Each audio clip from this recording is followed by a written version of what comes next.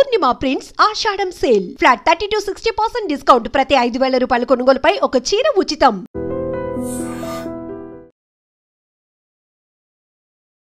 Operation సింధూర్లో అత్యంత సమర్థవంతంగా కీలకంగా పనిచేసింది మన సుదర్శన చక్రం. S-400 కంటే కూడా అడ్వాన్స్డ్ టెక్నాలజీ మనకి కావాల్సినటువంటి అవసరం ఉంది అని కేంద్ర ప్రభుత్వం రక్షణ శాఖలు గుర్తించాయి. అందులో భాగంగా S-500 మీద ఫోకస్ పెట్టబోతున్నట్టుగా వార్తలు వస్తున్నాయి. S-500 అంటే ఏంటి? ఒక మాన్స్టర్, ఒక బీస్ట్గా S-500ని అభివర్ణిస్తూ ఉంటారు. అల్మాజ్ అండ్ యాంటే రష్యాకి చెందినటువంటి ఈ డిఫెన్స్ పరికరాలని తయారు చేసేటువంటి సంస్థనే S-400ని అండ్ S-500ని కూడా తయారు చేసింది. S-500 మన దగ్గర ఉండాల్సినటువంటి అవసరం ఉంది అని కేంద్ర ప్రభుత్వం రక్షణ శాఖలు కూడా డిసైడ్ అయ్యాయి. దీనికి ప్రధానమైనటువంటి కారణం ఇరాన్ అండ్ ఇజ్రాయెల్ మధ్య జరుగుతున్నటువంటి యుద్ధం, అప్పుడు ఉపయోగించినటువంటి రక్షణ పరికరాలు, మిసైళ్ళు, డ్రోన్ వ్యవస్థ, వీటన్నిటిని చూసిన తర్వాత S-500 మీద ఫోకస్ పెట్టాలనేటువంటి ఒక ఆలోచన చేసింది. అందుకు తగ్గట్టుగా రష్యా కూడా S-500లని మనకు ఇవ్వడానికి రెడీగా అయింది. కావాలంటే ఇండిజీనియస్ టెక్నాలజీతో మనం ఇక్కడ కూడా డెవలప్ చేసుకునే అవకాశాన్ని రష్యా మనకు ఇచ్చింది. ఈ నేపథ్యంలోనే S-500కి సంబంధించినటువంటి వివరాల్ని అందివ్వడానికే ఈ స్పెషల్ ఎక్స్క్లూజివ్ వీడియో ఒకటి. యాక్చువల్గా మనం చూస్తున్నటువంటి ఈ స్క్రీన్ మీద ఉన్నటువంటి వీడియో S-400కి సంబంధించింది. దీన్ని మనం ఆపరేషన్ సింధూర్లో ఉపయోగించాము.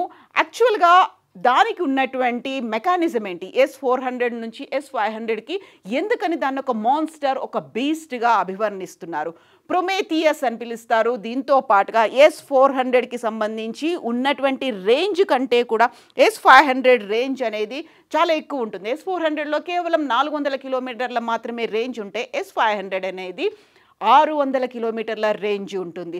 యాంటీ బాలిస్టిక్ మిస్సైల్స్ని S-400 అనేది ఛేదించే అవకాశం ఉంటే S-500 ఇంటర్ కాంటినెంటల్ బాలిస్టిక్ మిస్సైల్స్ని కూడా ఛేదించగలదు. At the same time supersonic అనేది ఒక అడ్వాన్స్ టెక్నాలజీ ఉన్నటువంటి మిస్సైల్ని కూడా కంట్రోల్ చేసేటువంటి కెపాసిటీ S-500ని ప్రొమేథియస్ అని పిలుస్తూ ఉంటారు. At the same time Triumfator M అనేది పిలుస్తుంటారు. ఇప్పుడు అల్మాజ్ అండ్ యాంటే S-300, S-350, S-400ని తయారు చేసింది. ఆ తర్వాత S-500, నెక్స్ట్ S-550ని కూడా తయారు చేయబోతోంది. సో అడ్వాన్స్ టెక్నాలజీ ఉంది, మోస్ట్ సెన్సిటివ్ ఫీచర్స్ అనేవి ఉన్నాయి. అందులో లక్ష్యాన్ని ఛేదించగలిగేటువంటి కెపాసిటీ S-400 కంటే కూడా S-500 మీదే ఉంది. అందువల్లే S-400 అనేది $1 బిలియన్ ఉంటే S-500 $2.5 బిలియన్ కోట్ చేస్తున్నారు. S-500లని 5 కొనుగోలు చేయడానికి భారతదేశం రష్యాతో ఒప్పందం కుదుర్చుకుంటే ఇప్పటిదాకా కేవలం 3 మాత్రమే వచ్చాయి. ఇంకా 2 పెండింగ్లో ఉన్నప్పటికీ కూడా S-500 మీద ఫోకస్ పెట్టింది. సో యాక్చువల్గా S-400 ఎలా వర్క్ చేస్తుంది దానికి సంబంధించి మనం చూస్తున్నటువంటి ఈ పిక్చర్ అనేది ఒక క్లారిటీ ఇస్తుంది. లాంగ్ రేంజ్ సర్వేలెన్స్ రాడార్ అనేది ఉంటుంది, కమాండ్ వెహికల్ ఉంటుంది, engagement radar and launch vehicle. So 3 రకాలుగా పనిచేస్తుంది. ఇది లాంగ్ ఒక రాడార్గా వర్క్ చేస్తుంది, అండ్ కమాండ్ వెహికల్ ఉంటుంది, లాంచ్ వెహికల్ ఉంటుంది. సో ఎక్కడ ఏ రేంజ్లో ఎలాంటి క్షిపణులు వస్తాయి ఒకేసారి 360 డిగ్రీస్లో చూడగలిగే అవకాశం ఉంది. కాబట్టి S-400కి సుదర్శన చక్రం అని పేరు పెట్టారు. సో 3 రకాలుగా ఉంటుంది. లాంగ్ రేంజ్ రాడార్ ఉంటుంది, ఆ తర్వాత కమాండ్ వెహికల్ అనేది ఉంటుంది, లాంచ్ వెహికల్ అనేది. సో 3 కలిపి వర్క్ చేయడం అనేది S-400కి సంబంధించినటువంటిది ఇది. సో S-400కి సంబంధించి చూసుకుంటే దీనికి ఒక మోస్ట్ ప్రామినెంట్ ఫీచర్ అనేది ఉంది. సర్ఫేస్ టు ఎయిర్ మిసైల్, అంటే భూ ఉపరితలం మీదే ఉంటుంది. ఎయిర్లో ఉన్నటువంటి మిస్సైల్స్ని టార్గెట్ చేయొచ్చు. అంటే ఇది మొబైల్గా కూడా ఉంటుంది, ఎక్కడికి కావాలంటే అక్కడికి తీసుకెళ్లేటువంటి కెపాసిటీ ఉంటుంది. Mobile surface to air missile ఇది. ఇంకా అడ్వాన్స్డ్గా ఉన్నటువంటి S-500కి సంబంధించి మనం మాట్లాడుకుంటే S-500 అనేది ఎలా వర్క్ చేస్తోంది. సో అల్మాజ్ అండ్ యాంటే తయారు చేసినటువంటి ఈ కంపెనీలో S-300, S-350, S-400 సిస్టమ్స్ ఉన్నాయి. ఆ తర్వాత S-500 మిసైల్ సిస్టమ్ అనేది రాబోతుంది. దీంట్లో కూడా అదే లాంగ్ రేంజ్ రాడార్ ఉంటుంది, కమాండ్ వెహికల్స్ అనేవి ఉంటాయి, లాంచర్ ఉంటుంది, ఎంగేజ్మెంట్ రాడార్ ఉంటుంది. బట్ అన్ని సేమ్ S400 అండ్ S500కి సంబంధించి సేమ్ అవే ఫీచర్స్ కనిపించినప్పటికీ దీనికి దానికి ఉన్నటువంటి వ్యత్యాసం ఏంటి, ఎందుకని S400 కాకుండా S500ని తీసుకుంటున్నారు? సో S400 అండ్ S500కి సంబంధించి ఆల్మోస్ట్ సేమ్ ఫీచర్సే ఉన్నప్పటికీ ఎందుకని S500 అనేది అడ్వాన్స్డ్ టెక్నాలజీ ఉంది, దానికి సంబంధించినటువంటి కంప్లీట్ పిక్చర్ ఇది ఇన్సైట్ GL తయారు చేసినటువంటి ఒక కంపారిజన్ అండ్ డిఫరెన్సెస్కి సంబంధించి మనం చూస్తున్నాము. కంపారిటివ్ స్టడీ అనేది S400 అండ్ S500కి సంబంధించి చూస్తే ఆపరేషనల్ సిన్స్ 2007 2021లో అల్మాజ్ అండ్ యాంటే దీన్ని తయారు చేసింది. అప్పటి నుంచి ఇది రష్యా అమ్ముల పొదిలో S500 అనేది ఉంది. సో హిట్ రేంజ్ అనేది S400కి 400 కిలోమీటర్స్ ఉంటే S500కి 600 కిలోమీటర్స్ ఉంటుంది. అలాగే డిటెక్షన్ రేంజ్ 600 కిలోమీటర్స్ ఉంటే 2000 కిలోమీటర్స్ డిటెక్షన్ రేంజ్ అనేది ఉంటుంది. అంటే 2000 కిలోమీటర్ల అవతల నుంచి వస్తున్నటువంటి మిస్సైల్స్ని కావచ్చు, డ్రోన్స్ కావచ్చు, రాడార్లు, హెలికాప్టర్ వేటినైనప్పటికీ కూడా ఐడెంటిఫై చేసేటువంటి కెపాసిటీ S500కి ఉంటుంది. మ్యాక్సిమం ఆల్టిట్యూడ్ 330 కిలోమీటర్స్ అయితే S500కి 200 కిలోమీటర్స్ అనేది ఆల్టిట్యూడ్ ఉంది.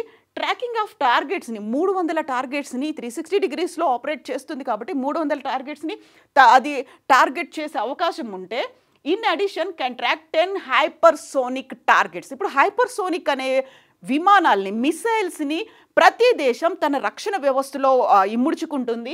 S400 ఈ హైపర్సోనిక్ విమానాలు వస్తుంటే వాటిని ట్రాక్ చేయలేదు, వాటిని కూల్చలేదు. సో అది ఆ advance technology, most advance system. ఇప్పుడు ప్రతి దేశం తమ రక్షణ వ్యవస్థని స్ట్రెంథన్ చేసుకోవడానికి హైపర్సోనిక్ యుద్ధ విమానాల్ని వాడుతోంది. దాన్ని టార్గెట్ చేయడం S500 యొక్క కీలకమైనటువంటి ప్రయారిటీ ఉన్నటువంటి బేస్. ఆ తర్వాత S500కి సంబంధించి టార్గెట్ ఎంగేజ్మెంట్ 36 ఉంటుంది. అదే S500కి 400 టార్గెట్ రేంజ్ ఉంది.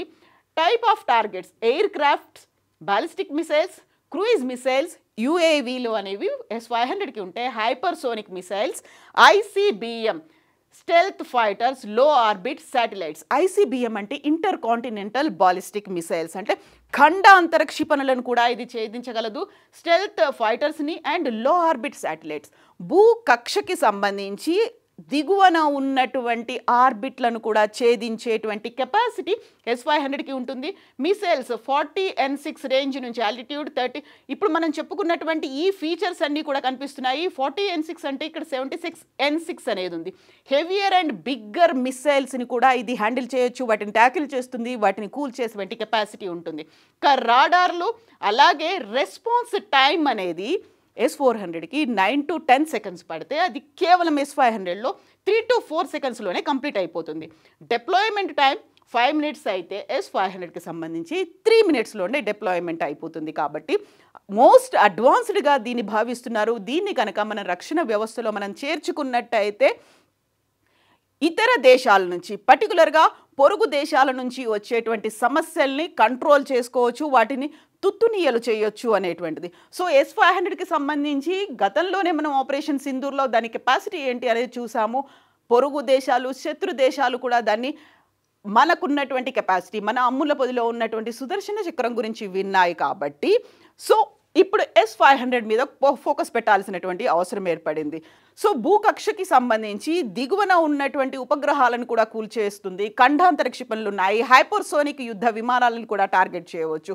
ఇప్పటిదాకా ఇవే మోస్ట్ సుపీరియర్గా భావిస్తూ ఉంటారు. వాటన్నిటిని ఛేదించగలిగేటువంటి సత్తా S500కి ఉంది. సో ఇప్పుడు అల్మాజ్ అండ్ యాంటీ S550 మీద కూడా ఫోకస్ పెట్టింది. అంటే దీనికంటే కూడా మోస్ట్ అడ్వాన్స్డ్, ఇంకొక అడుగు ముందుకేసేటువంటి టెక్నాలజీ మీద ఇప్పుడు ప్రయోగాలు S550 మీద అల్మాజ్ అండ్ యాంటే కూడా ఫోకస్ పెట్టింది. అండ్ S500తో పాటుగా మనం ఇరాన్ మీద అమెరికా భూ కక్షలోకి, బంకర్లలోకి కూడా వెళ్ళి టార్గెట్ చేసేటువంటి కెపాసిటీ ఉన్నటువంటి స్టెల్త్ బాంబర్లు, బంకర్ బాంబర్లను కూడా ప్రయోగించింది. ఇప్పుడు దాని మీద కూడా ఫోకస్ పెట్టాల్సినటువంటి అవసరం ఉంది అనేటువంటివి నిపుణులు, డిఫెన్స్ రంగ నిపుణులు అభిప్రాయం అయితే వ్యక్తం చేస్తున్నారు. ఇప్పుడు కనుక ఈ S500తో పాటుగా స్టెల్త్ బాంబర్లను, వీటిని కనుక మనం మన రక్షణ వ్యవస్థలోకి తీసుకున్నట్టయితే, మన అమ్ముల పొదిలోకి తీసుకున్నట్టయితే మరొక 50 ఏళ్ల పాటు, భవిష్యత్తులో 50 ఏళ్ల పాటు ఏ ఒక్క దేశం కూడా, శత్రు దేశం కావచ్చు, పొరుగు దేశాలు కావచ్చు,